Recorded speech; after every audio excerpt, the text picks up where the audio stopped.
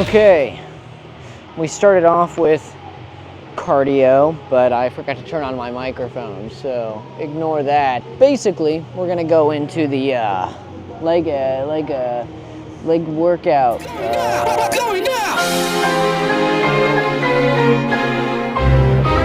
I always want to say leg press. I'm so stupid. Hack squat. 2 plates and a 35 on each side because I've been too overzealous, moving too quickly towards the 3 plates. We hit it for 2 reps the first time I tried, but since then we just haven't been able to get it up.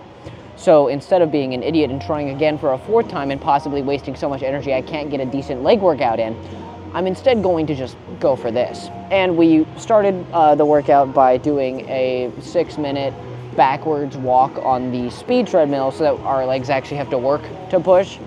Guys, it's just better for your legs that way. And you know what, why not? Let's just start off with this, see what we can get in here. Genuinely think I can get, I know I can get this up.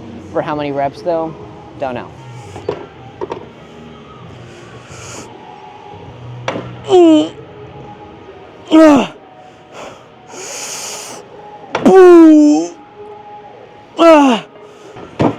Okay, I think that's a good enough warm-up. Golly, yeah, okay, we're gonna go again at this weight.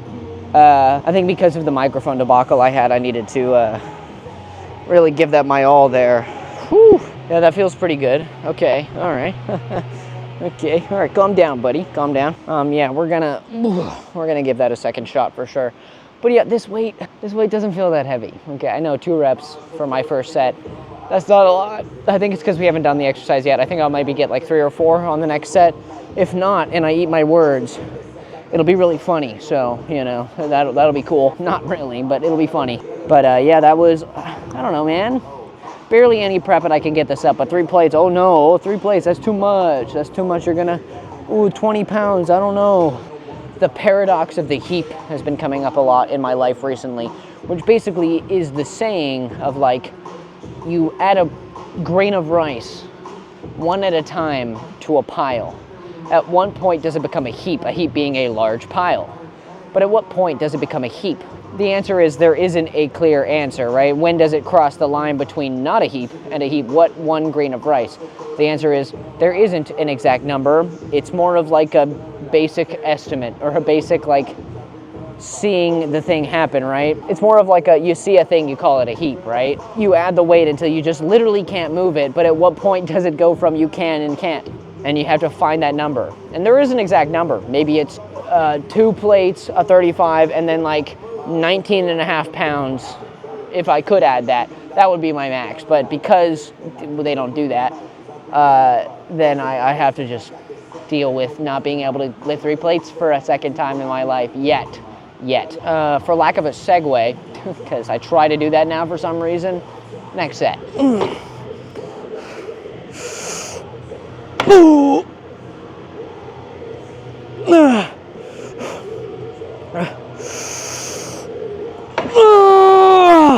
Never mind, I guess I just have too much adrenaline. I didn't feel sore at all after that first set, but we got 1 more in.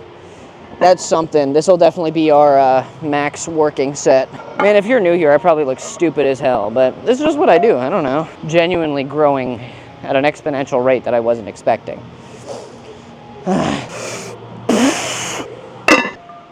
Maybe if I ever have one of my buddies in here with me, which I often work out alone, at least for the foreseeable future, I work out alone on this channel. Maybe I'll see if one of my buddies wants to come in and we'll do like a barbell squat. I honestly despise barbell squats. King of ow, okay? A lot of people will play up the Bulgarian split squats, and those are very painful. But the squats offer a lot. But man, does the fatigue just hit you on the first rep every time, if you're doing the correct weight. And the thing is you probably got 12 more reps in you. But it hurts so much. Oh my God. At least on this, I have the stability of like, I don't have to worry about the fatigue in my lower back. I don't have to worry about fatigue anywhere. I don't have to worry about discomfort anywhere, except for in my legs, where it matters, where it's supposed to be, the way God intended. No, I'm kidding. Barbell squats are great, dude. They're so good for you, but oh, I hate it so much. Oh, I hate it.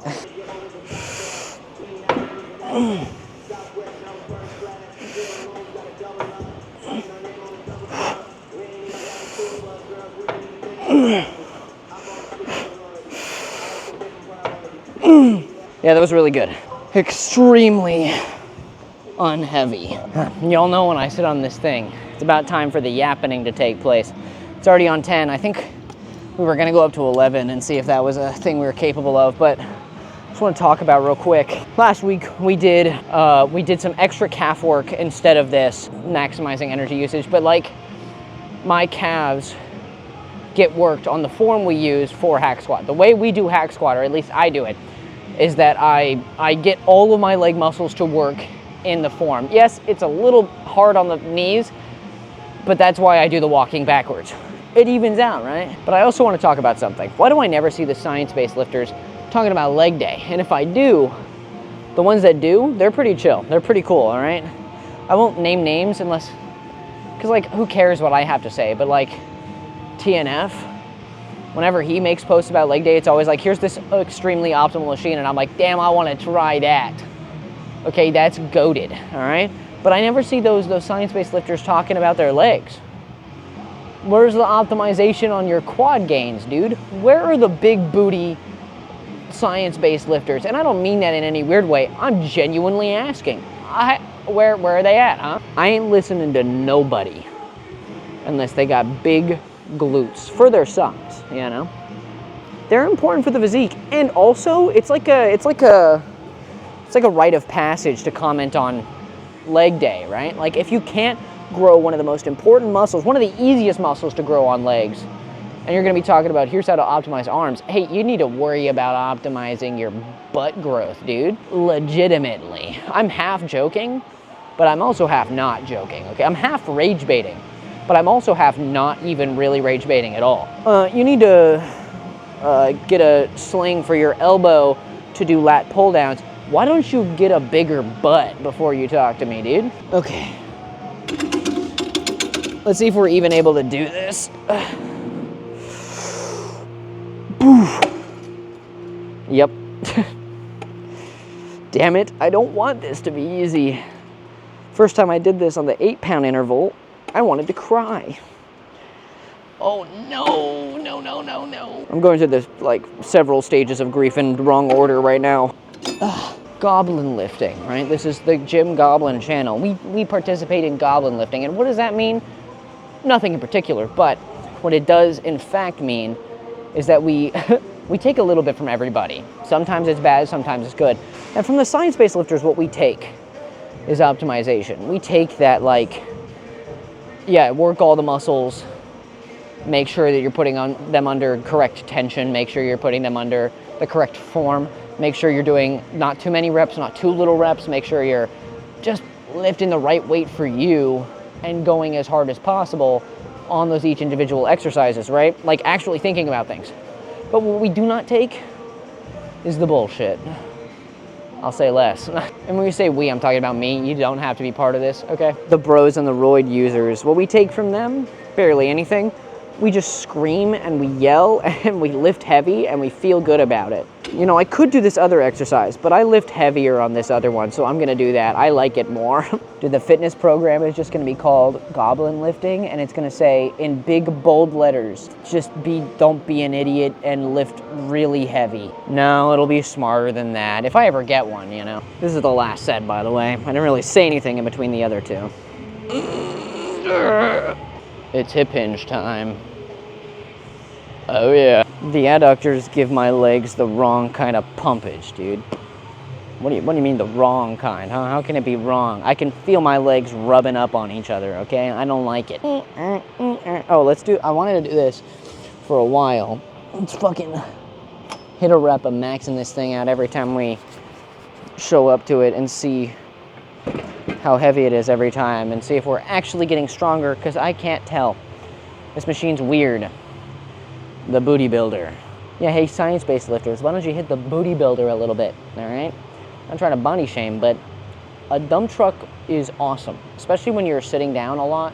You know, society has evolved to a state where we're sitting down a lot, most of us. And relatively speaking, it's a great blessing to have. Would recommend.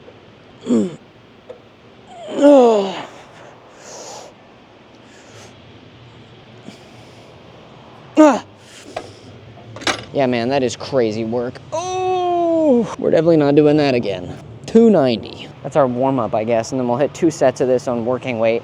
But yeah, I did 2 there. It's pretty crazy. I could feel it. I could feel it ripping apart my upper hamstring. But genuinely, I feel like that's the weight I'm gonna have to be putting myself under if I'm gonna be growing these things. Cause like I can do it on here, which means I probably should be doing it more. I think I maybe could have squeezed out another rep there, but then I think doing more sets of this would have just been near impossible. So I'm gonna cool it a little bit and try and go for real fatigue here. If you don't know, we alternate in between our different hamstring exercises each leg day, just to round it out. But I don't like having to do this and then also leg curls in the same day, especially since I'm also just doing hamstrings. I'm working my hamstrings on my hack squat, so.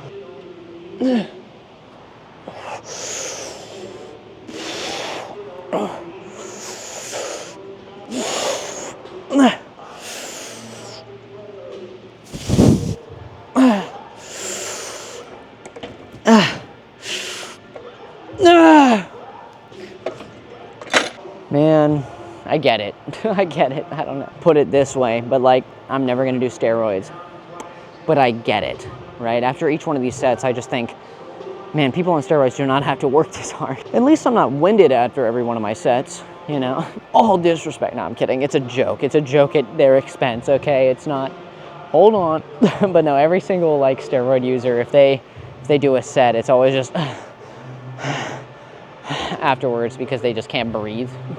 Their body isn't supposed to be doing that, bro. Obviously, I think I make this pretty clear. I don't have anything against steroid users at all, but I do think it's funny that like after a set, sometimes when I work really hard, I'm like, man, some people just don't have to do this. Boo! What?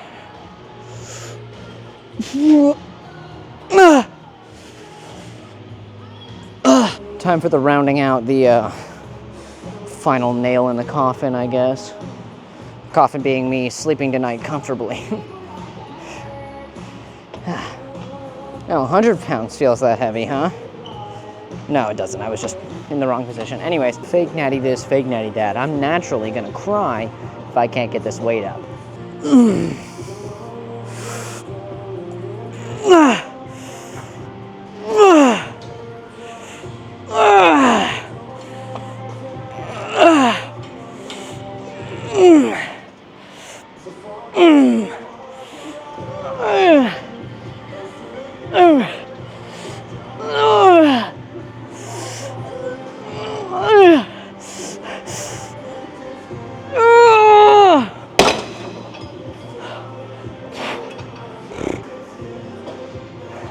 It's easy. What are you talking about, dude? So we went up on weight on this to almost 200 pounds, 195. Now, 4 rungs away from maxing out the machine. And man, that was heavy. Oh my God, why do I do this to myself? Right, big legs. Oh yeah. Thankfully my calf genetics, not my calf, what the fuck am I talking about? Sorry, a little discombobulated. My quad genetics are quite good for bodybuilding because they have that giant like rectangle shape, right? The center part of my quads actually kind of goes down into the center instead of up in like in between. I'll point it out when I do the flexing, but like good genetics, it goes a long way, all right? I recommend getting some. That's